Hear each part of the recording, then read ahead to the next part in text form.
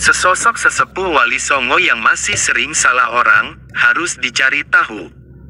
Setelah Syekh Maulana Malik Ibrahim wafat, dengan demikian Sunan Ampel diangkat sebagai sesepuh Wali Songo sebagai mufti atau pemimpin agama Islam setanah Jawa. Beberapa murid dan putra Sunan Ampel sendiri juga menjadi anggota Wali Songo, antara lain Sunan Giri, Sunan Bonang, Sunan Derajat, Sunan Kalijaga, Sunan Muria, Sunan Kota atau Raden Patah, Sunan Kudus, dan terakhir Sunan Gunung Jati. Raden Patah atau Sunan Kota memang pernah menjadi anggota Wali Songo menggantikan kedudukan salah seorang wali yang meninggal dunia. Dengan diangkatnya Sunan Ampel sebagai sesepuh maka para wali lain tunduk patuh kepada kata-katanya. Termasuk fatwa beliau dalam memutuskan peperangan dengan pihak Majapahit. Para wali yang lebih muda menginginkan agar tahta Majapahit tersebut dalam tempo secepat-cepatnya. Tetapi Sunan Ampel berpendapat bahwa masalah tahta Majapahit tidak perlu diserang secara langsung, karena kerajaan besar itu sesungguhnya sudah keropos dari dalam, tidak usah diserang oleh Demak Bintoro. Sebenarnya Majapahit akan segera runtuh. Para wali yang lebih muda menganggap Sunan Ampel terlalu lamban. Sebenarnya Majapahit akan segera runtuh. Para wali yang lebih muda menganggap Sunan Ampel terlalu lamban dalam memberikan menasehat kepada Raden Patah. Mengapa Ramanda berpendapat demikian? Tanya Raden Patah yang terhitung menantu sendiri, karena aku tidak ingin di kemudian hari ada orang menuduh Raja Demak Bintoro yang masih putra Raja Majapahit Prabu Kertabumi telah berlaku durhaka, yaitu berani menyerang ayahandanya sendiri. Jawab Sunan Ampel dengan tenang. Lalu apa yang harus saya lakukan?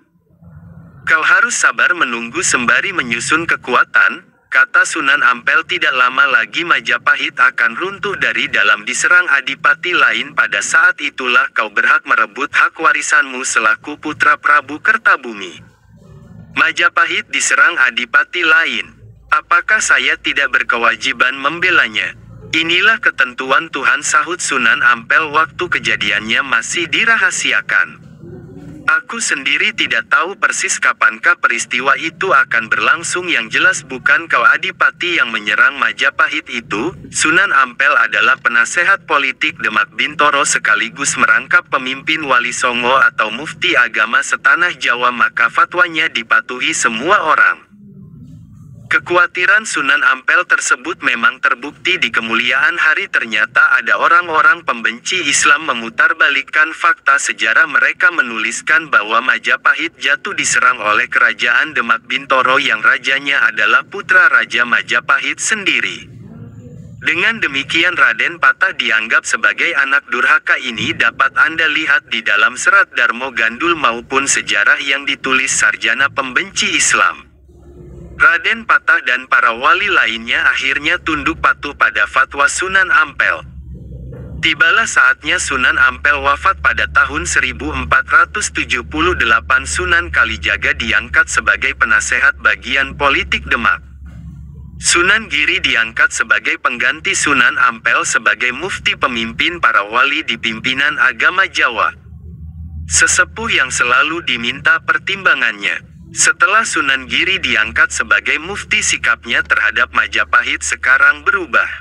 Ia menyetujui usul aliran Tuban untuk memberi fatwa kepada Raden Patah agar menyerang Majapahit.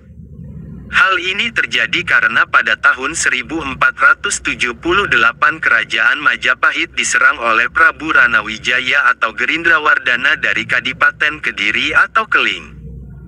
Dengan demikian sudah tepatlah jika Sunan Giri menyetujui penyerangan Demak atas Majapahit, sebab pewaris sah tahta kerajaan Majapahit adalah Raden Patah selaku putra Raja Majapahit, yaitu terakhir.